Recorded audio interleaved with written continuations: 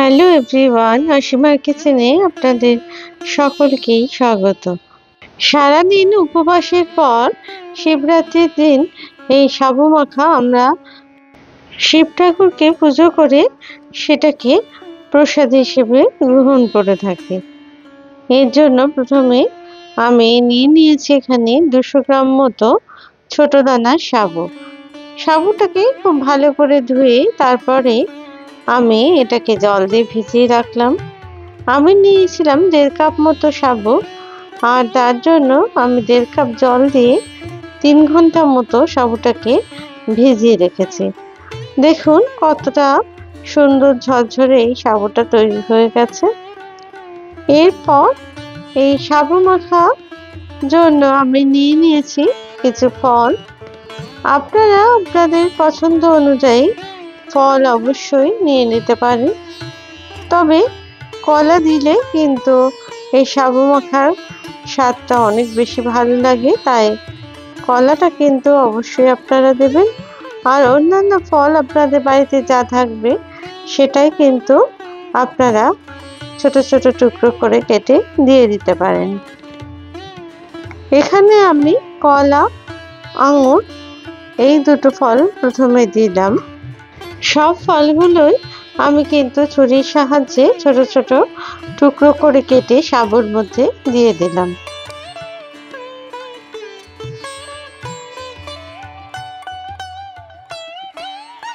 এরপরে এর মধ্যে আমি দিয়ে দিলাম 1 মুঠো কাজু বাদাম আর 1 মুঠো কিশমিশ।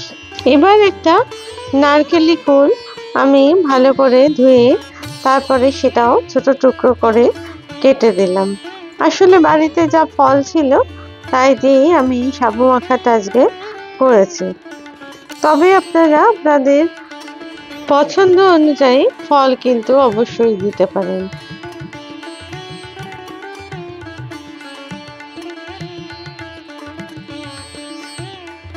এবার এর মধ্যে দিয়ে দিলাম আমি 1 কাপ মতো কোরানো নারকেল।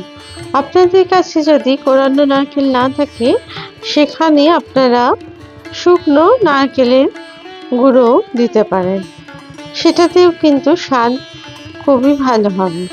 এরপরে সমস্ত উপকরণগুলো খুব ভালো করে চামচের সাহায্যে আমি মিশিয়ে নিলাম। আপনারা এই কাজটা কিন্তু হাতে সাহায্য করতে পারেন। এরপরে আমি দিয়ে দিলাম এর মধ্যে 4টে মতো সন্দেশ। সন্দেশটাকে একটু ভেঙে দিলাম যাতে করে এটা মাখতে একটু সুবিধা হয়, সেই কারণে। আর একটা সন্দেশ আমি রেখে দিলাম সাজিয়ে দেওয়ার জন্য। নিয়ে নিলাম এখানে 250 গ্রাম মতো মিষ্টি দই। তারপরে মিষ্টি দই, সন্দেশ আর সমস্ত ফলগুলোকে সাবুর সাথে খুব ভালো করে মিশিয়ে নিলাম।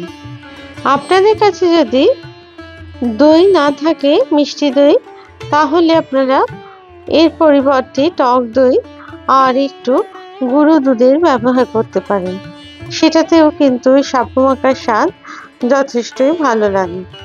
এরপর খুব ভালো করে কিন্তু আমি এগুলো মেখে নিলাম। আমি এখানে কোনো বাতাসা বা চিনির ব্যবহার কিন্তু করিনি, যেহেতু আমি এখানে সন্দেশ, নারকেল কোড়া আর মিষ্টি দই দিয়েছি, তাই অতিরিক্ত মিষ্টি আর আমি যোগ করিনি।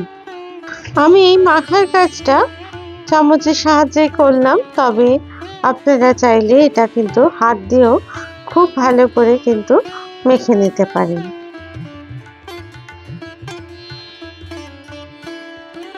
সবশেষে আমি এই সাবু মাখার মধ্যে দিয়ে দিলাম 2টো গন্ধরাজ লেবুর পাতা। খুব ভালো করে ধুয়ে আমি এই পাতা দুটোকে এই সাবু মাখার মধ্যে দিয়ে দিলাম। তারপরে খুব ভালো করে চামচের সাহায্যে এটাকে মিশিয়ে নিলাম। এটা দিলে কিন্তু সাবু মাখার স্বাদটা অনেক গুণ ভালো লাগে, আর গন্ধটা কিন্তু খুবই ভালো আসে সাবু মাখার মধ্যে। যদি আমার এই রেসিপি আপনাদের ভালো লেগে থাকে তাহলে প্লিজ লাইক, শেয়ার আর কমেন্টস করতে ভুলবেন না। আর আপনারা যদি আমার চ্যানেলের নতুন বন্ধু হন তাহলে প্লিজ চ্যানেলটিকে সাবস্ক্রাইব করে দেবার অনুরোধ রইল। আর পাশে থাকা বেল আইকনটিকে প্লিজ প্রেস করে দেবেন, যাতে করে নতুন রেসিপি দিলে অতি সহজেই তা আপনাদের কাছে পৌঁছে যায়। আমি কিছু আঙুর দিয়ে আমি এই সাবু মাখাটাকে সাজিয়ে দিলাম।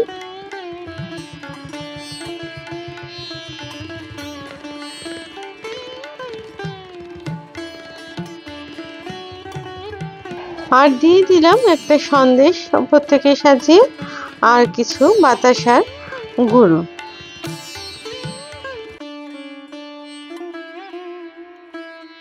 উপবাসের দিন এই সাবু মাখা এইভাবে তৈরি করে আপনারা কিন্তু উপবাস ভঙ্গ করতে পারেন। আবার নতুন রেসিপি নিয়ে আপনাদের কাছে হাজির হব। আপনারা খুব ভালো থাকবেন। ধন্যবাদ।